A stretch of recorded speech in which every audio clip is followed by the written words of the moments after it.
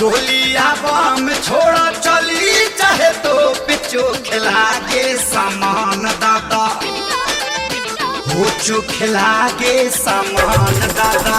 हालांकि नोख चो खिला के सामान पानी चुई ठोपे ठोप चो खिला के सामान दादा गोलिया बम छोड़ा चली जाए तो कुछ लागे सामान दादा हालांकि नोख चोख लागे सामान पानी सुई ठोप ठोप चोख लागे सामान दादा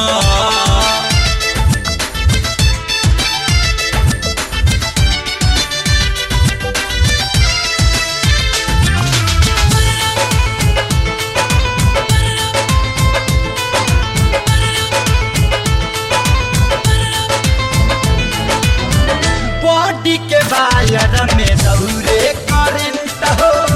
हट हट आइटम के से कसी बासेंट हो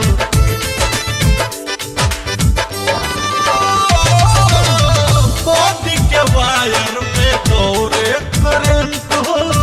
हट हट आइटम के से कसी बासेंट हो झुकला पलाऊ के ला झुकला पलाऊ के लातिनो तिरलो कचो खला के सामान दादा हालांकि नोख चोख लागे सामान पानी सुई ठोप ठोप चोख लागे सामान दादा